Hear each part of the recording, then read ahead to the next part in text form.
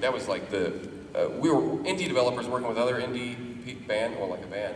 That's like one equation where it's kind of like everything's up in the air and not as organized. But like the Battleborn thing, it was like we had a deadline, we had all this stuff, we had to like submit the pitches, you had to sign these giant contracts, can't use anything for 10 years. And also like work on Vice Quadrant at the same time. And Vice Quadrant at the same time.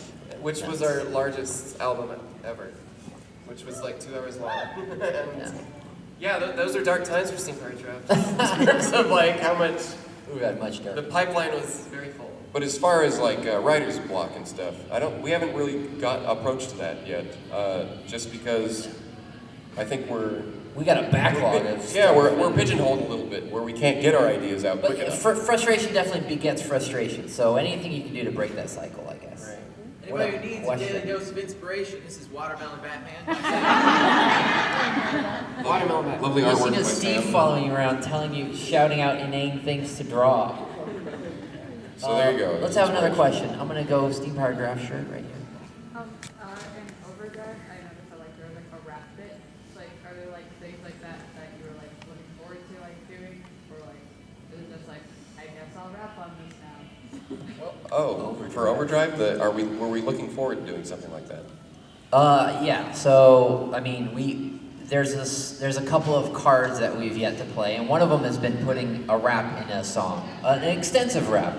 But that song's like older than it's like the first year of the act.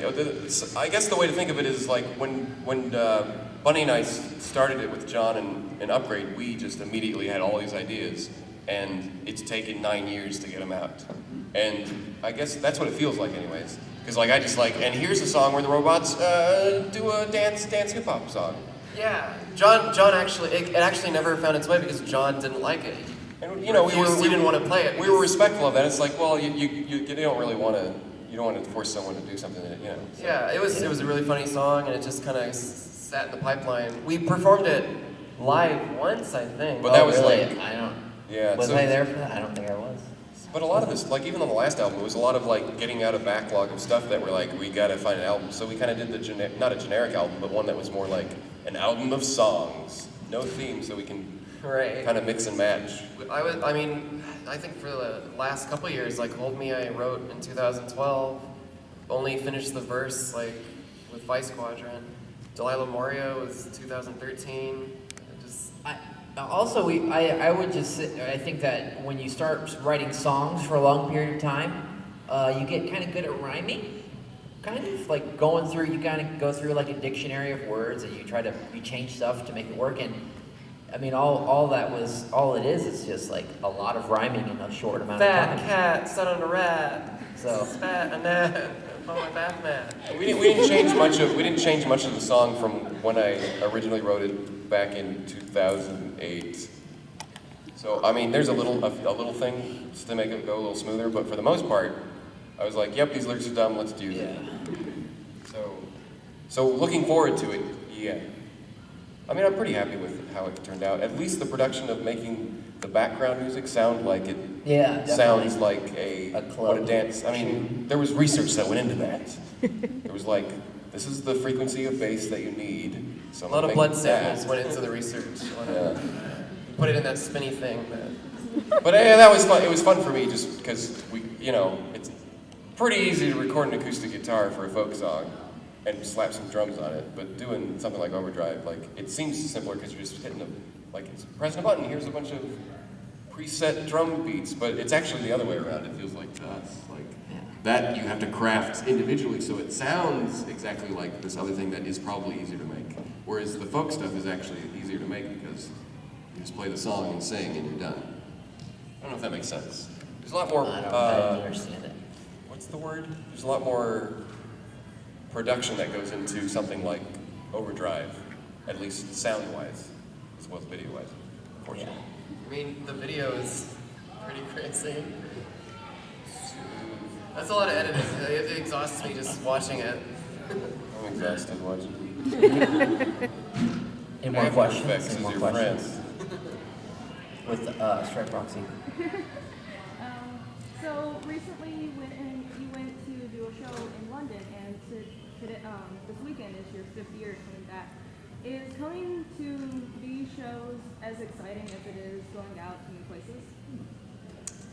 Oh gosh. Is it as exciting going to shows we've already been to after going to new places? That's a good question. I would say yes, it is. It's just different because, first of all, usually in between shows we have like a month to forget that we have fans that are willing to come see us. So every time we come back to whatever show we're going to, it's always like, oh my gosh, there's so many people here, they want to talk to us and all that stuff. And it's like, So there's that. But also, I mean,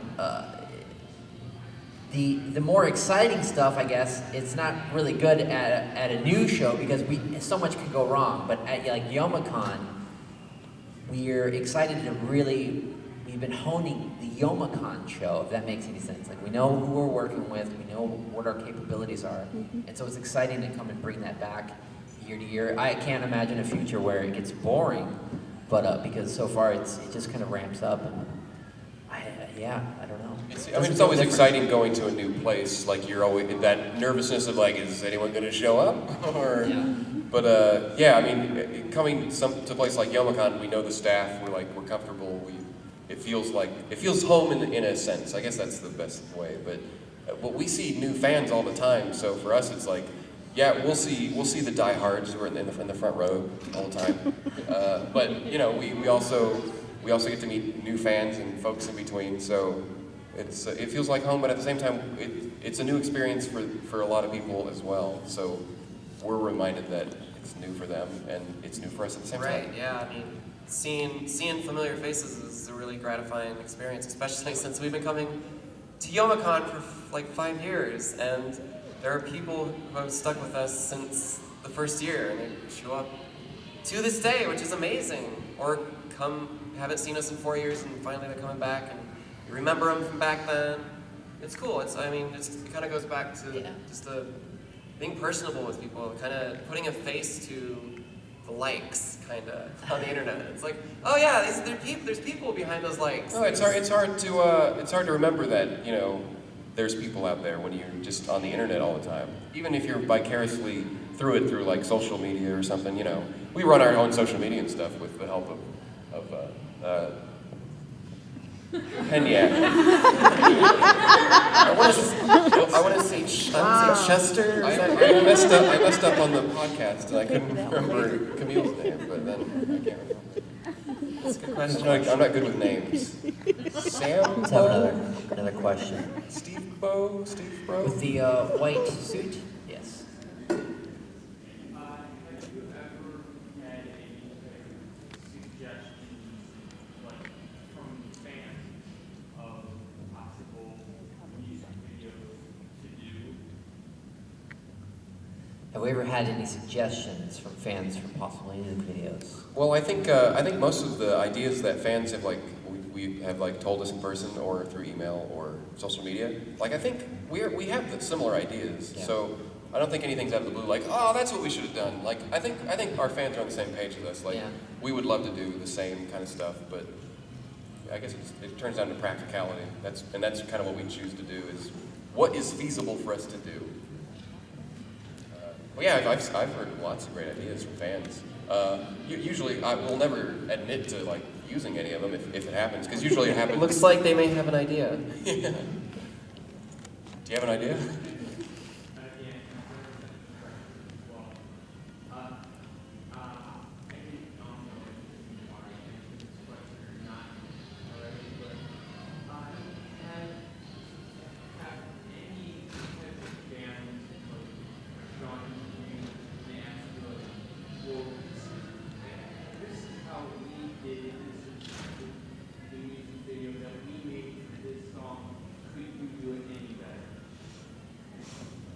Can't say that has anyone come to us and asked us to.